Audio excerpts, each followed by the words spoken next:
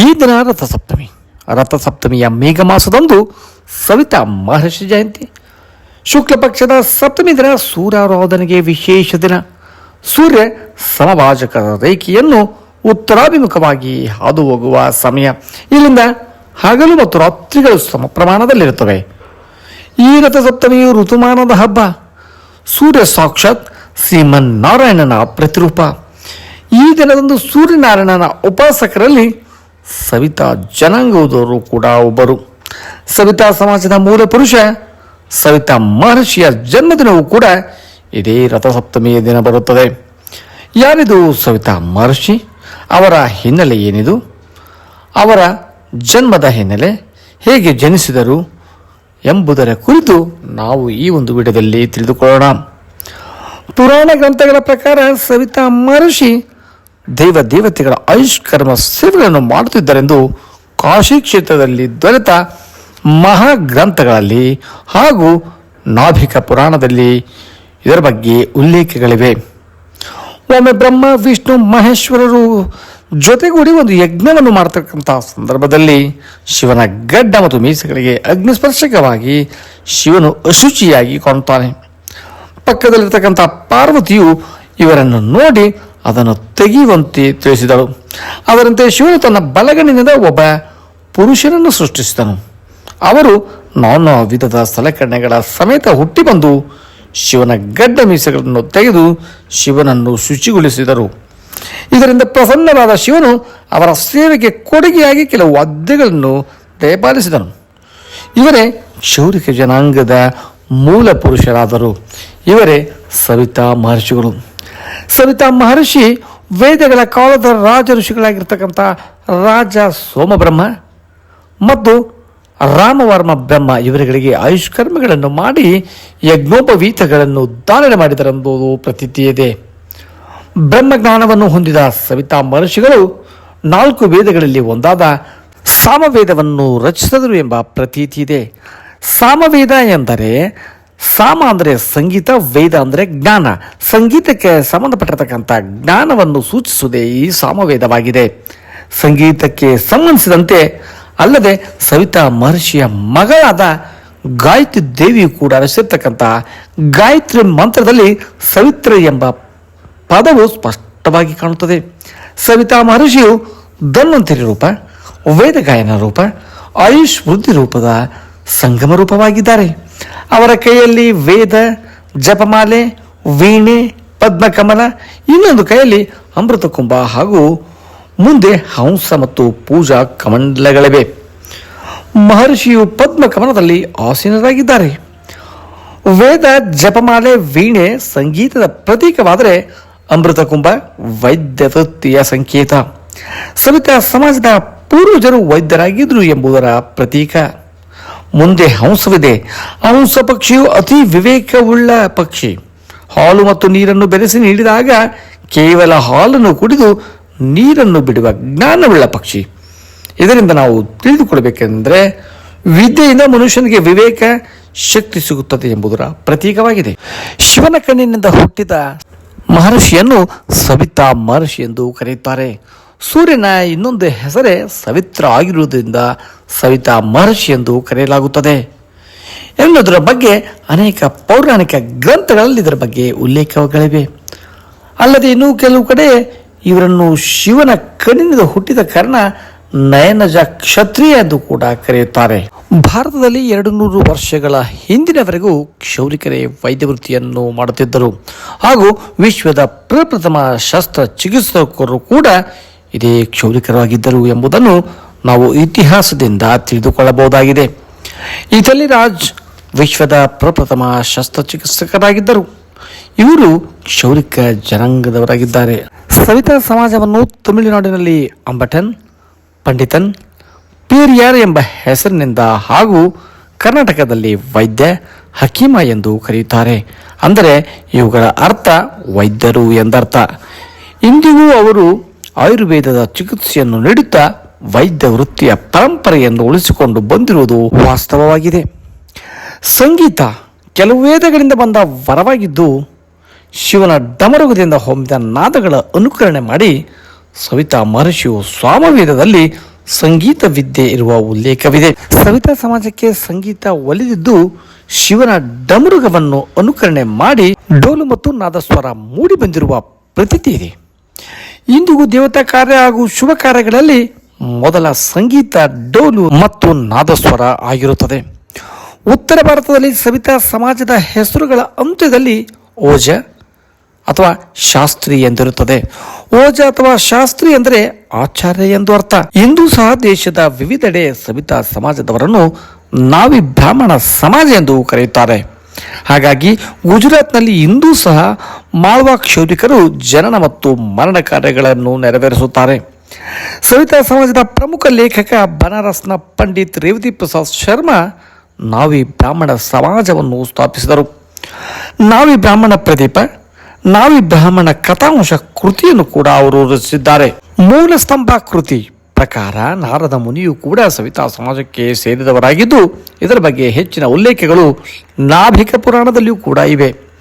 ಸಂಸ್ಕೃತದಲ್ಲಿ ನಾಭಿಕ ಪುರಾಣ ಸುಮಾರು 528 ವರ್ಷಗಳ ಮುಂಚೆ ಪ್ರಕಟಿತವಾಗಿದ್ದು 1892ರಲ್ಲಿ ಮರಾಠಿಯಲ್ಲಿ ಮುದ್ರಣಗೊಂಡಿದೆ. ಇನ್ನು ಸವಿತಾ ಸಮಾಜದ ಐತಿಹಾಸಿಕ ಶಾಸನಗಳಲ್ಲಿ ಕೂಡ ಈ ಸವಿತಾ ಬಂಧುಗಳ ಉಲ್ಲೇಖವಿದೆ. ಚೋಳ ಮತ್ತು ಮಂಡರ ಅರಸರ ಕಾಲದಲ್ಲಿ ಮಂಗಳಕಾರರೆಂದು ಶುಭ ಕಾರ್ಯ ನಿರ್ವಹಿಸುತ್ತಿದ್ದರ ಬಗ್ಗೆ ಉಲ್ಲೇಖಗಳಿವೆ. ಕ್ರಿಸ್ತಶಕ 1830ರಲ್ಲಿ ಮೈಸೂರಿನ ರಾಜಮನೆತನದ ಯಾದವ ಕವಿಯ ಕಲಾವತಿ ಪರಿಣಯ ಎಂಬ ಗದ್ಯದಲ್ಲಿ ಮೌರಿ ಎಂಬ ವಾದ್ಯ ನುಡಿಸುತ್ತಿದ್ದರೆಂದು ಇವರನ್ನು ಮಂಗಳಕಾರರೆಂದು ಹೇಳಿರುವ ಉಲ್ಲೇಖ ಹಳೆಯ ಗದ್ಯ ಸಾಹಿತ್ಯದಲ್ಲಿದೆ. ಹಾಗೂ ರಾಜರುಗಳು ಇವರಿಗೆ ತೆರಿಗೆ ಮಾನ್ಯತೆಯನ್ನು ಕೂಡ ನೀಡಿರತಕ್ಕಂಥ ಉಲ್ಲೇಖ ಅಲ್ಲಿ ಸ್ಪಷ್ಟವಾಗಿ ದೊರೆಯುತ್ತದೆ.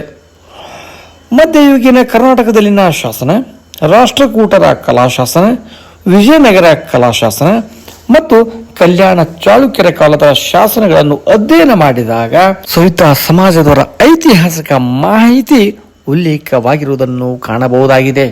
ಕ್ರಿಸ್ತಪೂರ್ವ 345ರಲ್ಲಿ ಆಡಳಿತ ನಡೆಸಿದ ಸವಿತಾ ಸಮಾಜದ ನಂದವಂಶದ ಸಂಸ್ಥಾಪಕ ಮಹಾಪದ್ಮಾನಂದ ಇವರು ಇಂದಿನ ಗಣತಂತ್ರ ಅಥವಾ ಪ್ರಜಾಪ್ರಭುತ್ವವನ್ನು ಜಾರಿಗೆ ತಂದು ಆಡಳಿತ ನಡೆಸಿದ ಕೀರ್ತಿ ಸವಿತಾ ಸಮಾಜದ ನಂದವಂಶದ ಸ್ಥಾಪಕ ಮಹಾಪದ್ಮಾನಂದರಿಗೆ ಸಲ್ಲುತ್ತದೆ. ನಮ್ಮನ್ನು ನಾವೇ ಆಳ್ವಿಕೆ ಮಾಡಿಕೊಳ್ಳುವಂತಹ ಆಡಳಿತಕ್ಕೆ ಮಹಾಜನಪದ ವ್ಯವಸ್ಥೆ ಎಂದು ಕರೆಯುತ್ತಾರೆ. ಇದರಲ್ಲಿ 2 ರೀತಿಯ ಆಡಳಿತಗಳಿರುತ್ತವೆ. ಒಂದು ಸಾಮೂಹಿಕ ಆಡಳಿತ ಅಂದರೆ ಪ್ರಜಾಪ್ರಭುತ್ವದ ಆಡಳಿತ, ಇನ್ನೊಂದು ಮೊನಾರ್ಕಿ ಆಡಳಿತ ಅಂದರೆ ರಾಜರ ಆಡಳಿತ ಎಂದು ಅರ್ಥ. ಇವೆರಡನ್ನು ನಡೆಸಿರ್ತಕ್ಕಂಥ ಕೀರ್ತಿ ಅವರಿಗೆ ಸಲ್ಲುತ್ತದೆ. ಇತಿಹಾಸದಲ್ಲಿ ಹೇಳುವ ಪ್ರಕಾರ ಅಂದು 16 ಮಹಾ ಜನಪದಗಳಲ್ಲಿ ಅವುಗಳಲ್ಲಿ ಮಧುರೈ, ಈಗಿನ ಪಾಕಿಸ್ತಾನದ ತಕ್ಷಶಿಲಾ, ಗಾಂಧಾರ, ಕಾಂಬೋಜ ಹೊರತುಪಡಿಸಿ ಉಳಿದೆಡೆ ಕೇಂದ್ರೀಕೃತ ತೆರಿಗೆ ಅಂದರೆ ಸೆಂಟ್ರಲೈಸ್ಡ್ ಟ್ಯಾಕ್ಸ್ ನೀತಿಯನ್ನು ಜಾರಿಗೆ ತಂದು ಆಡಳಿತ ನಡೆಸಿರ್ತಕ್ಕಂಥ ಕೀರ್ತಿ ಅವರಿಗೆ ಸಲ್ಲುತ್ತದೆ. ಅಲ್ಲದೆ ದೇಶದ ಹಲವಾರು ಪ್ರಾಂತಗಳನ್ನು ವಿಭಜಿಸಿ ಆಡಳಿತ ಪ್ರತಿನಿಧಿಗಳನ್ನು ನೇಮಿಸಿದ ದೊರೆ ಮಹಾಪದ್ಮಾನಂದ. ಇಡೀ ದೇಶವನ್ನು ಒಗ್ಗೂಡಿಸಿ ಸುಭಿಕ್ಷ ಆಡಳಿತವನ್ನು ನಡೆಸಿರ್ತಕ್ಕಂಥ ಕೀರ್ತಿ ಮಹಾಪದ್ಮಾನಂದರಿಗೆ ಸಲ್ಲುತ್ತದೆ. ಇನ್ನು ಇತಿಹಾಸದಲ್ಲಿ ಅಫ್ಜಲ್ ಖಾನ್ ಪ್ರತಾಪ್ಗಢಕ್ಕೆ ಮುತ್ತಿಗೆ ಹಾಕಿ ಶಿವಾಜಿ ಮಹಾರಾಜರನ್ನು ಹತ್ಯೆಗೈತಕ್ಕಂಥ ಸಂಚು ಮಾಡಿದಾಗ ಶಿವಾಜಿ ಮಹಾರಾಜರ ವೇಷ ಧರಿಸಿ ಶಿವಾಜಿಯ ಪ್ರಾಣವನ್ನು ಉಳಿಸಿದ ಜೀವಾಜಿ ಮಹಾಲೆಯವರು ಕೂಡ ಇವರು ಸವಿತಾ ಸಮಾಜದವರಾಗಿದ್ದಾರೆ. ಅಲ್ಲದೆ ಮಾತೆ ಪನ್ನಾಬಾಯಿ ಮೇವಾಡ್ ರಾಜವಂಶ ಉದಯ್ ಸಿಂಗ್ನನ್ನು ಉಳಿಸಲು ತನ್ನ ಮಗನಾದ ಚಂದನನ್ನು ಬಲಿ ನೀಡಿದ ತಾಯಿ. ಎಲ್ಲರುಗಳು ನಮ್ಮ ಸವಿತಾ ಸಮಾಜದವರು. ಕಲ್ಯಾಣ ಕರ್ನಾಟಕದ ಕಲ್ಯಾಣದ ಬಿಚ್ಚಳ ಮಹಾರಾಜರು ಕೂಡ ಸವಿತಾ ಸಮಾಜದವರಾಗಿದ್ದರು. ಇಷ್ಟೆಲ್ಲ ಭವ್ಯ ಪರಂಪರೆಯ ಇತಿಹಾಸ ಹೊಂದಿದ್ರೂ ಕೂಡ ಸ್ವಾತಂತ್ರ್ಯ ಪೂರ್ವದಲ್ಲಿ ಬ್ರಿಟಿಷರ ಆಳ್ವಿಕೆಯಿಂದ ಇತ್ತೀಚಿನವರೆಗೂ ಕೂಡ ಈ ಒಂದು ಸಮಾಜದ ಸ್ಥಿತಿ ಗಂಭೀರವಾಗಿದೆ. ಅಂದು ಶಸ್ತ್ರಚಿಕಿತ್ಸಕರಾಗಿದ್ದಂತಹ ಸವಿತಾ ಸಮಾಜದವರನ್ನು ಕರ್ನಲ್ ಕೂಟ್ ಅವರ ಕುತಂತ್ರದ ಫಲವಾಗಿ ಮೈಸೂರು, ಕೊಡಗು ಹಾಗೂ ಇನ್ನಿತರ ಕಡೆ ನಡೆಸತಕ್ಕಂಥ ಆಯುರ್ವೇದ ಶಾಲೆಗಳನ್ನು ಇಂಡಿಯನ್ ಎಜುಕೇಷನ್ ಆಕ್ಟ್ 1891 ಪ್ರಕಾರ ಒತ್ತಾಯ ಪೂರ್ವಕವಾಗಿ ಮುಚ್ಚಿಸಲಾಯಿತು ಹಾಗೂ ಇನ್ನೂ ಹಲವು ಕಡೆ ಅವುಗಳನ್ನು ಧ್ವಂಸ ಮಾಡಲಾಯಿತು. ಹಾಗಾಗಿ 1891 ಜನಗಣತಿಯಲ್ಲಿ ಸವಿತಾ ಸಮಾಜದವರನ್ನು ಹಿಂದುಳಿದ ವರ್ಗಗಳ ಸಾಲಿಗೆ ಸೇರಿಸಲಾಯಿತು. ಅಲ್ಲಿಂದ ಇಲ್ಲಿಯವರೆಗೂ ಅವರುಗಳು ಹಿಂದುಳಿದವರಲ್ಲಿ ಹಿಂದುಳಿದವರಾಗಿ ಜೀವನ ನಡೆಸುತ್ತಿದ್ದಾರೆ. ಸ್ವಾತಂತ್ರ್ಯ ಪೂರ್ವದಲ್ಲಿ ರಾಜರಾಗಿ ಮಹಾರಾಜರಾಗಿ ದೇಶವನ್ನು ಆಳಿರ್ತಕ್ಕಂಥ ಇವರು ಇಂದಿನ ದಿನಗಳಲ್ಲಿ ಸಂಕಷ್ಟದ ಒಂದು ದಿನಗಳನ್ನು ಕಳೆಯುತ್ತಿದ್ದಾರೆ. ಇವರನ್ನು ಮೇಲೆತ್ತುವ ಕಾರ್ಯ ಯಾವುದೇ ರಾಜಕೀಯ ಪಕ್ಷಗಳಿಂದ ಆಗಿಲ್ಲ. ಪ್ರಸ್ತುತ ಮೀಸಲಾತಿಗಾಗಿ ಹೋರಾಟ ಮಾಡತಕ್ಕಂಥ ಸ್ಥಿತಿಗತಿಗೆ ಬಂದಿದೆ.